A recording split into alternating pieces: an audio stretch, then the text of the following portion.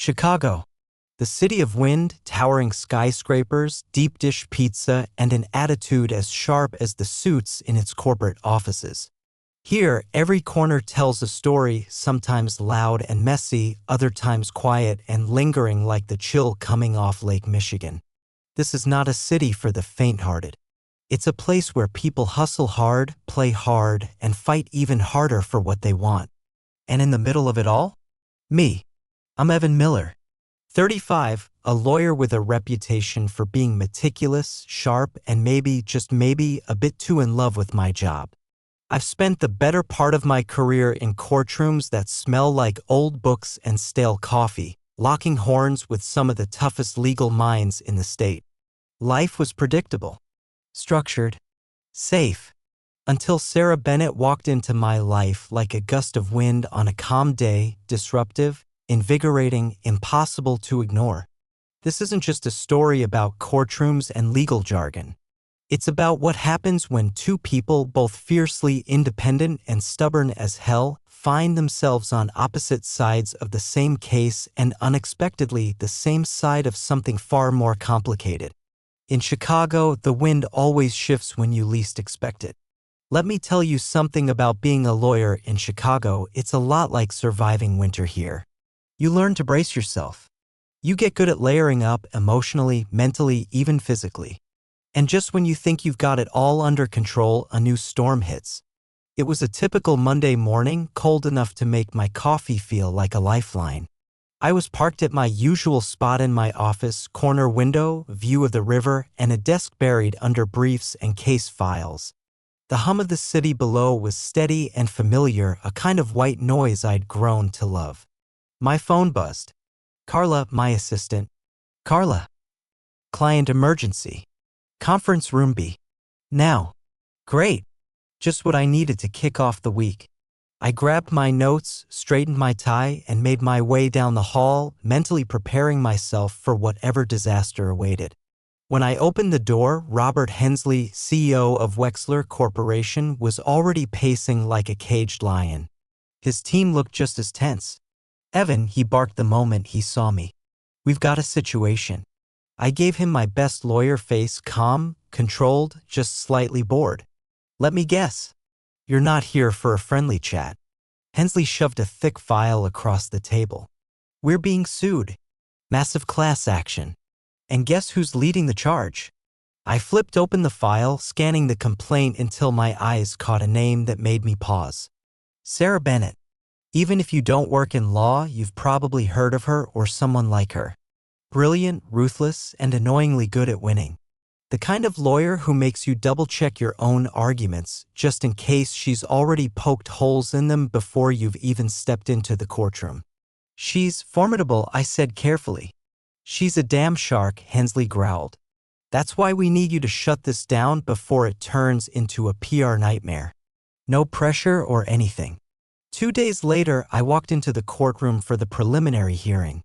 Early, as usual. The courtroom smelled like polished wood and nerves, and the morning light streamed through tall windows, casting long shadows across the floor. And there she was. Sarah Bennett stood near the judge's bench, talking quietly with her associate, her body angled just so. She was dressed in a perfectly tailored navy suit, heels that meant business, and an expression that said she knew exactly what she was doing.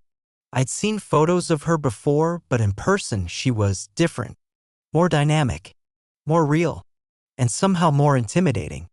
I approached with a polite smile, extending a hand. Evan Miller. She turned, her gaze sharp and assessing.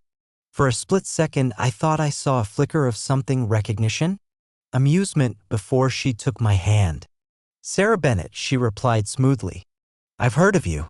Well, I said, keeping my tone light, that makes two of us.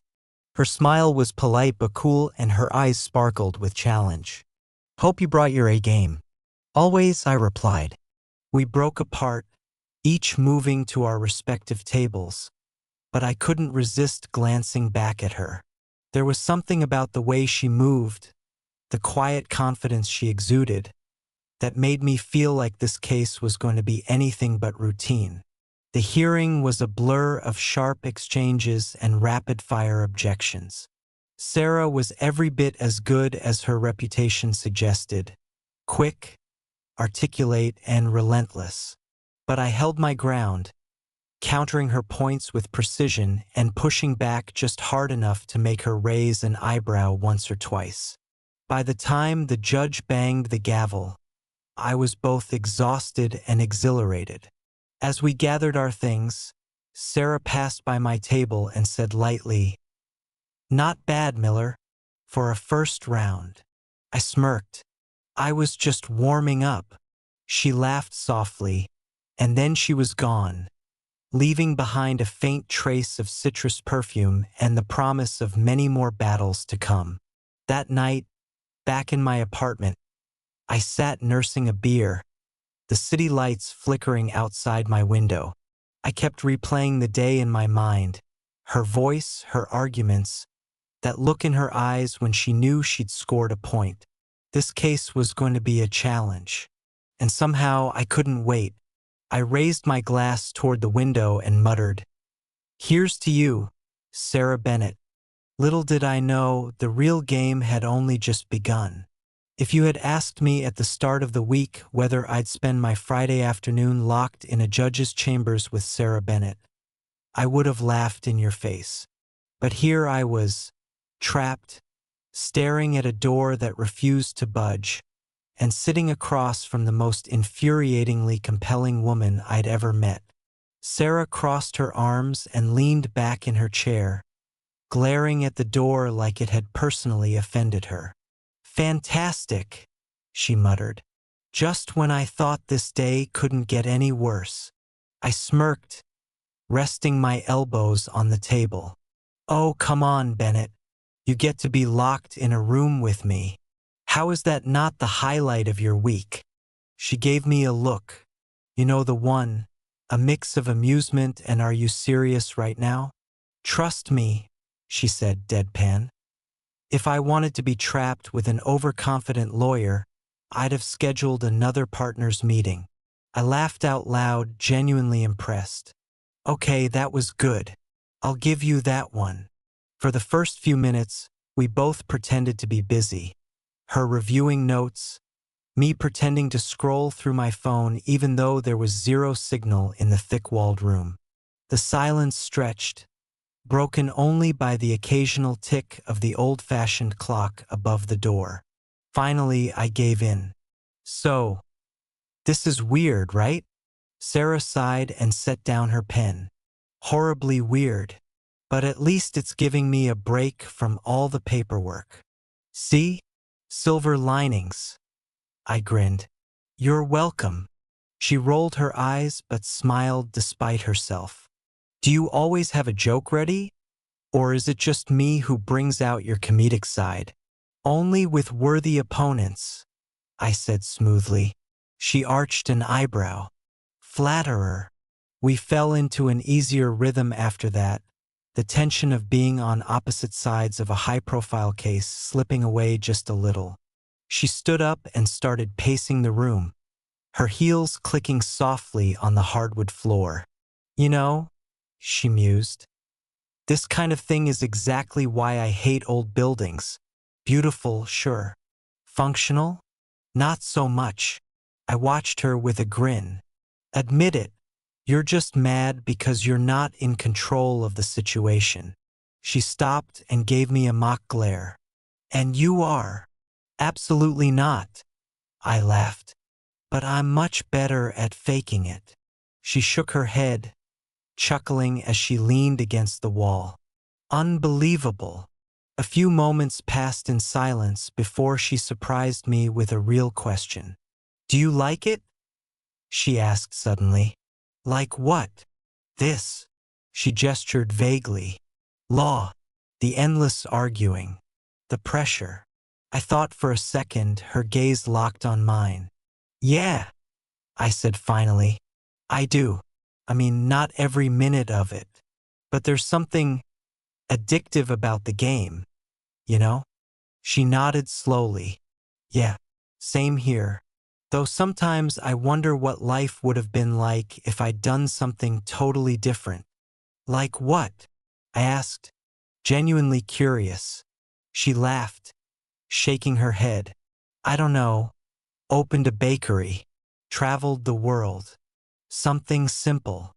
Sarah Bennett, baker extraordinaire? I teased. Now that's a sight I'd pay to see. She smiled, a little wistful. What about you? I hesitated, then shrugged. I used to think I'd be a musician. Guitar. Had the long hair phase and everything. She burst out laughing. Oh, I need to see pictures. Not happening. I grinned. Those are locked away forever. The judge's assistant popped her head in suddenly, making us both jump. Maintenance is on the way, she said apologetically. Sorry for the wait. Sarah and I exchanged a glance. Well, I said, looks like we've got a bit longer. She sighed dramatically. Great. To pass the time, we played a game of legal would you rather. Would you rather argue in front of a notoriously cranky judge? She asked. Or spend an entire day in mediation with clients who refuse to settle? I grimaced. Oof, cranky judge. At least then I know who I'm dealing with. She laughed. Fair enough.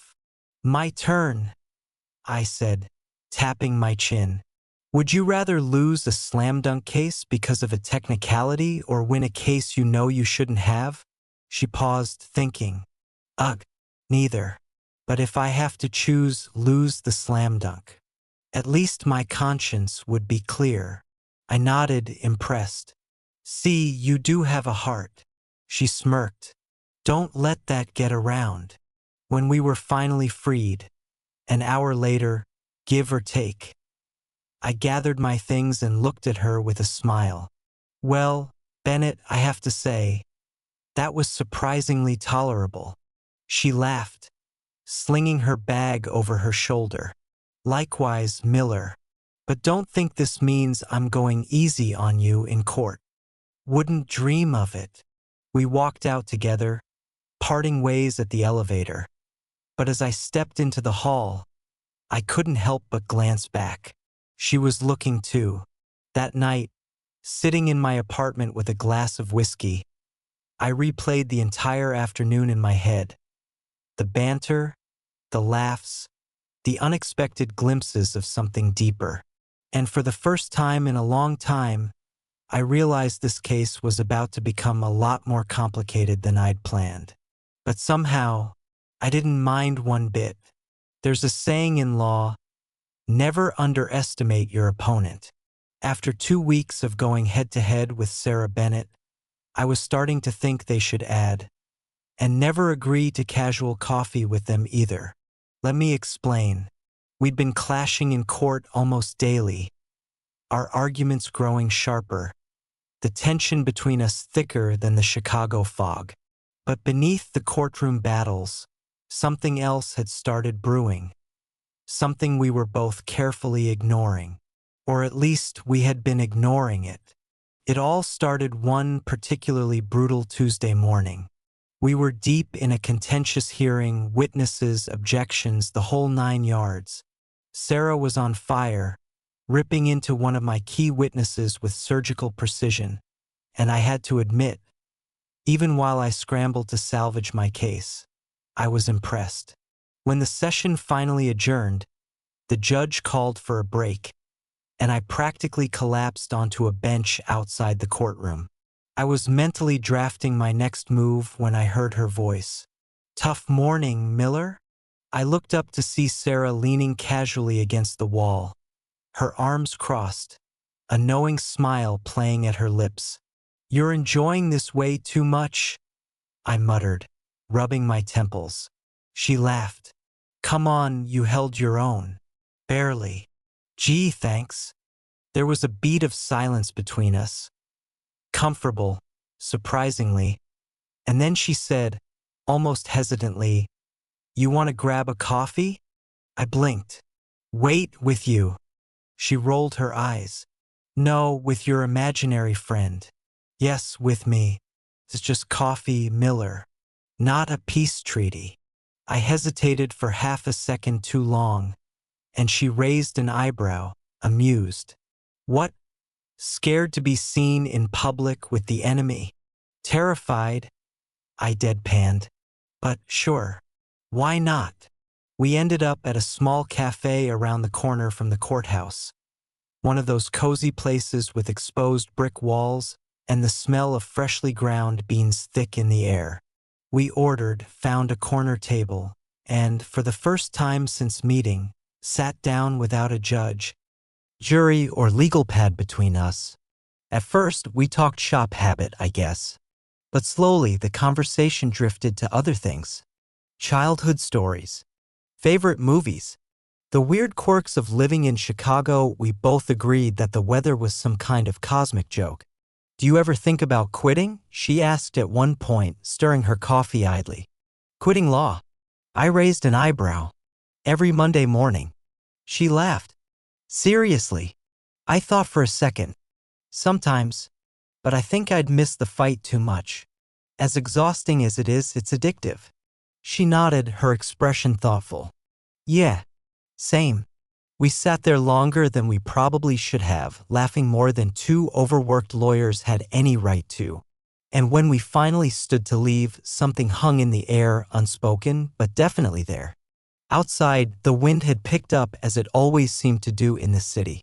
Sarah glanced at me, her hair whipping around her face. Well, back to war. Yeah, I said, shoving my hands into my pockets. Thanks for the coffee, though.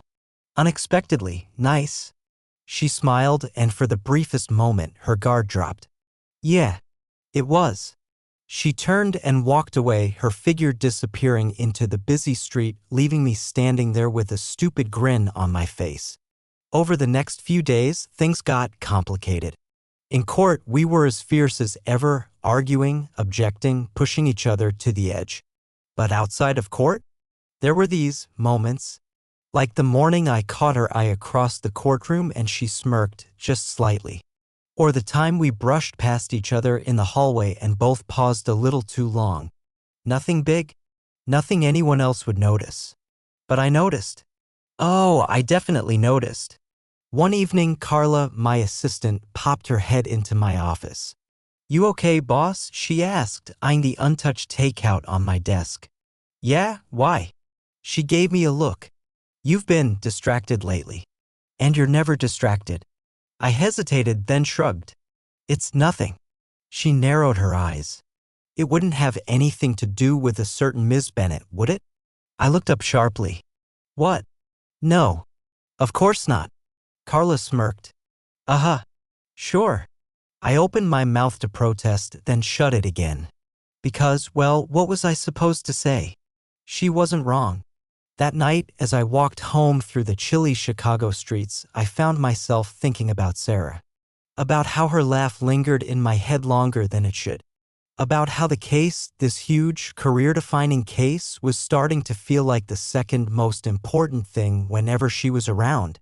And that scared me a little. Because if there's one thing I'd always known for sure, it's that mixing feelings with business is a bad idea. But as I stood on the corner watching the city lights blur in the misty wind, I realized something else. Some rules are meant to be broken. There's a fine line between rivalry and whatever was happening between me and Sarah Bennett. And let me tell you, Chicago's famous wins weren't the only thing blurring lines lately. The case was heating up. Depositions, motions, endless paperwork. Every day felt like a tug-of-war, and Sarah and I were the ones holding the rope, pulling, yanking, refusing to let go. But somewhere along the way, that rope had turned into something else. Something a lot messier. It all came to a head one Thursday afternoon. We were both scheduled to depose a key witness together. Neutral ground. Professional. Simple. Or at least it should have been. The room was too small for comfort. A long table, a dozen files, and just the two of us sitting across from each other while the witness nervously sipped water. I was trying to focus, but Sarah's presence was distracting. She was all business, sharp suit, hair pulled back, eyes laser-focused. But every time she leaned forward to make a point, every time she smiled that knowing smile after catching a contradiction, I felt my concentration slipping. And the worst part? She knew it. At one point, as we took a short break, she leaned closer and said under her breath, "You seem off your game today, Miller." I looked at her, narrowing my eyes. "I'm fine." She smirked. "Sure you are." After the deposition wrapped, we found ourselves in the elevator together, just the two of us, because fate apparently has a twisted sense of humor. We stood in silence as the elevator descended, the air thick with something unspoken. I could feel her glancing at me, and when I finally looked over, she quickly looked away, biting her lip to hide a smile. "What?" I asked, my voice low. "Nothing," she said, too quickly. I leaned against the wall, crossing my arms. "Come on, Bennett. Out with it." She sighed, still smiling. "It's just this whole thing. You and me. It's strange, isn't it?" "Strange?" I echoed. "Try impossible." She laughed softly. "Exactly." We stood there for a moment, both staring at the floor numbers as they blinked down. And then, in a tone that was way too casual, she said, "You ever think about what this would be like if things were different?" My heart did a weird little flip. "Different how?" She shrugged, I still on the numbers. "No case. No rivalry. Just two people." I was quiet for a beat, searching for the right words. "Yeah," I said finally. "I think about it." The elevator dinged, doors sliding open. We both stepped out, the spell broken, and headed in opposite directions without another word. But the question lingered in the air between us, heavy and unspoken. That night, back in my apartment, I couldn't shake the conversation. I sat on my couch, staring at my ceiling, thinking about Sarah. About the case. About how utterly screwed I was. I kept telling myself it was nothing. Just courtroom chemistry. Just tension. But deep down, I knew better. This was more than that. And I had no idea what to do about it. The next morning, Carla caught me zoning out at my desk and dropped a file on my lap, snapping me back to reality. "Whatever you're thinking about," she said dryly, "it's not in that file." I sighed, rubbing my eyes. "You're not wrong." She sat down across from me, her tone softening. "It's her, isn't it? Bennett." I didn't answer right away, but that was answer enough. Carla smiled sympathetically. "Be careful, Evan. Mixing business with whatever this is. Dangerous game." "Tell me about it," I muttered. But as much as I wanted to listen to her advice, part of me wasn't sure I could. Because the truth was, no matter how risky, no matter how complicated, I was already in too deep. It had been weeks since that elevator conversation, and things between Sarah and me had only grown more tangled. In court, we were still the same fierce rivals, snapping out objections, cross-examining witnesses, and keeping our poker faces flawless.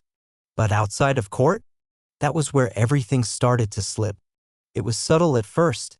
Lingering glances. Half smiles across the courtroom. A text message here and there, strictly professional at first, then less so. I kept telling myself it was nothing. I was imagining it. Reading into things that weren't there. Until the night it all came to a head. We'd both been working late again. The courthouse was mostly empty when I ran into her in the hallway, arms full of files, looking as exhausted as I felt. "Burning the midnight oil?" I asked. She rolled her eyes. "What else is new?" For a moment, we just stood there, neither of us making a move to leave. Then, almost without thinking, I said, "Want to get out of here? Grab a drink or something?" Sarah hesitated, biting her lip. For a second, I thought she was going to say no. But then she surprised me. "Yeah," she said softly. "I'd like that." We ended up at a quiet bar a few blocks away, the kind of place with dim lighting and jazz playing softly in the background. We found a booth in the corner and ordered drinks, and for the first time in what felt like forever, we talked about nothing. No legal strategy. No depositions. No witnesses. Just life. It was easy in a way that nothing had been easy for me in a long time. We laughed about old college stories, swapped embarrassing childhood memories, even confessed our worst courtroom blunders. At one point, Sarah looked at me, her eyes warm and a little sad. "You know," she said quietly, "this is the first time I felt normal in weeks." I nodded, my chest tightening. "Yeah, me too." We sat there in silence for a while, the air between us thick with everything we weren't saying. When we finally left the bar, the streets were quiet, the city wrapped in that late-night hush that only happens when most people are asleep. We walked side by side, not touching but close enough that I could feel the heat of her next to me. At her car, we paused. She turned to face me, her eyes searching mine. "This is crazy," she whispered. "I know," I replied, but neither of us moved away. For a long moment, we just stood there, caught in that space between wanting and knowing better. And then she leaned in just slightly, just enough, and I met her halfway. The kiss was soft, hesitant at first. But then something broke open between us. Weeks of tension, of stolen glances and unspoken words. And we gave in, just for a moment, to the thing we'd both been fighting. When we finally pulled back, breathless, she rested her forehead against mine. "This changes everything," she murmured. I nodded, my heart racing. "Yeah, it does." She pulled back, her eyes shining. "Good night, Evan." "Good night, Sarah." And just like that, she was gone, leaving me standing there, my whole world tilting on its axis. That night, I lay awake staring at the ceiling, my mind replaying every second of that kiss. I knew we were in trouble. I knew things were only going to get more complicated from here. But as I drifted off to sleep, one thought kept circling in my mind. For once in my life, I didn't care. The thing about crossing lines is, once you do, there's no going back. In the days after that night, after that kiss, everything between Sarah and me changed. And yet, somehow, nothing did. We still faced off in court, still battled fiercely over every motion, every argument. But underneath the legal maneuvers, there was a new undercurrent, an invisible thread connecting us, pulling tight whenever our eyes met across the room. It was thrilling and terrifying. One morning, a few weeks later, Carla walked into my office, her arms crossed and her expression pointed. "You two think you're subtle," she said dryly, "but you're really not." I looked up from my paperwork, frowning. "What are you talking about?" She rolled her eyes. "Come on, Evan. The tension between you and Bennett? It's basically its own courtroom drama." I sighed, leaning back in my chair. "It's complicated." Carla softened. "I get it, but you need to figure it out fast, because the case is wrapping up, and when it does, things are going to get real." She wasn't wrong. The final hearing was set for a Friday. The stakes were high, the tension palpable. Sarah and I threw everything we had at each other. Arguments, rebuttals, sharp looks that cut deeper than any cross-examination. And then, it was over. The gavel fell. The courtroom emptied. And we were left standing there, staring at each other across the now quiet room. She was the first to break the silence. "So, that's it," she said, her voice strangely small. "Yeah," I replied, my throat tight. "That's it." For a moment, neither of us moved. Then she stepped closer, her eyes shining. "What now?" she whispered. I looked at her, really looked at her. The woman who had turned my world upside down and made me question everything I thought I knew. And then I did the only thing that made sense.